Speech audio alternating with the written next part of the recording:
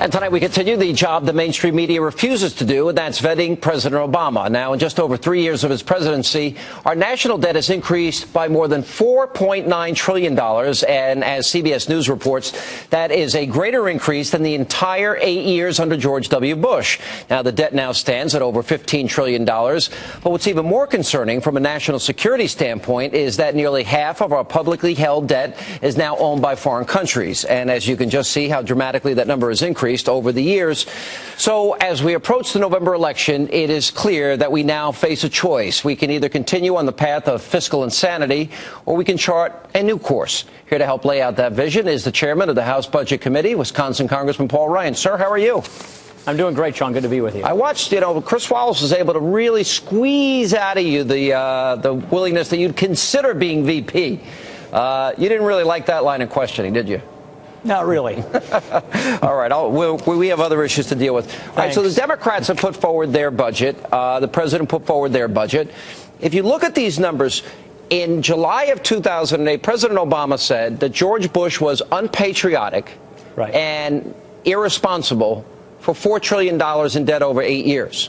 This president has done that in less than 4 years. And so the question remains, how bad is it? And when you look at the Democrats' plan and the president's plan, what does it mean for the country? Well, it means a debt crisis. He's also saying let's add another $11 trillion on top of what he's already done. If you take a look at that chart, the red tidal wave of debt, Sean, this is the most predictable economic crisis we've ever had in this country. It's a debt crisis. Our debt literally gets out of control, and it ends the American dream as we know it.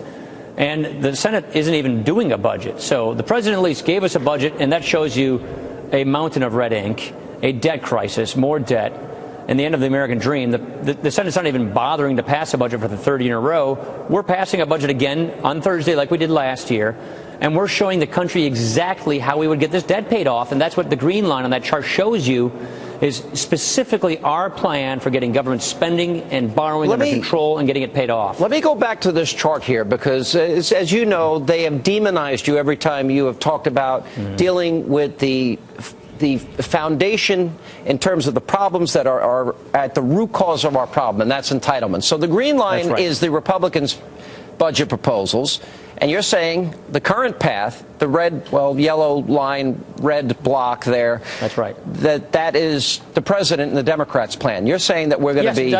Yes, that's what that's even in the president's budget. He shows us those numbers. That's what the government is telling us is our current path of debt in America, that the president is accelerating us down. We're saying let's get off this path. Let's get back to a path of prosperity and debt reduction and paying the debt off.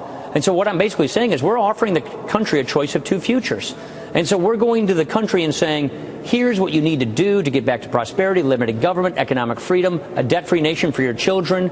And the sooner we act to do this, the easier it is to accomplish.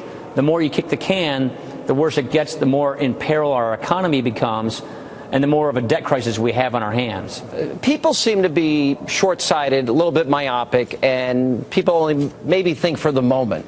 As you look at, for example, the total government spending, and you've got the president's plan, I got another chart that I'll put up, and what they show as total government spending as a share of the economy, there's the current path, and there's your path. Now, by the way, for the record, neither one of them gets to a balanced budget, but there obviously is a dramatic difference here versus it's like 15, 12, 13, 14%, 15% versus, nearly 50% as a share of the economy. What is the net result if we stay on the path? Because you're criticized. You want to throw Granny over the cliff, Congressman. Right. That's the way they portray you. So if we stay on this path, what happens to the country? Well, first off, ours does get to balance. And if you have better economic growth, ours gets to balance pretty quickly.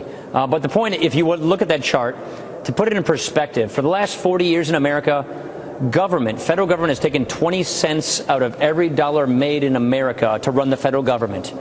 What this path that we're on right now that the president is proposing says, by the time my kids are my age, let's take 40 cents out of every dollar made in America to pay for the federal government. And then by the time my grandkids are raising their grandkids, at the end of the century, we're taking 80 cents out of every dollar just to pay for this federal government at that time. No new government, no new programs, just the current promises that the government's currently making. That's what it will cost because of the explosion of these entitlement programs. And what we're doing is we're showing the country the path we're on today doubles and then doubles government again over the course of our kids' and grandkids' lifetimes and in our lifetimes. Right, this is unsustainable. We all look at the gas prices, which I think is the single one issue that drives me nuts because it's preventable.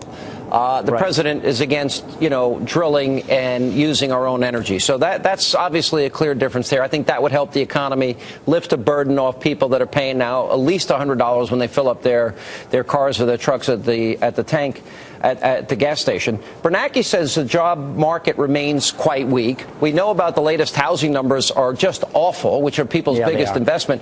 What happens in 2 to 3 years if the bond market says too much debt? We can't give it to you anymore. What happens? All the experts we have a massive spike in interest rates. All the experts are telling us we have about 2 to 3 years is the time frame they tell us, which is the bond markets. Remember, half of our debt is owned by foreigners, and 40 cents of every dollar government spends is borrowed money. So we're really in debt, to a huge amount. And so the bond markets, if they turn on us, then our interest rates go up tremendously. That means car loans, housing loans, business loans, home loans, all that stuff gets really expensive. It shuts down and slows down the economy. At the same time, you can have an inflation problem that can get out of control. So your money isn't buying as much as it used to because the Federal Reserve has gotten inflation out of control, and we have a real problem on our hands. So America is Greece. America's broke if we stay on this path. And you're saying that, I guess, everything that's happened in Greece comes here? Is that what you're suggesting? Yes. We think it's a debt crisis with bitter austerity. Cuts to current seniors, cuts to the safety net, huge tax increases that hurts the young from getting jobs, and an inflation problem and high interest rates. That's exactly what all the experts are telling us will happen if we don't fix this problem. That's why we're proposing these solutions. All right. Thank you, Congressman. It's a warning I hope people are paying attention to.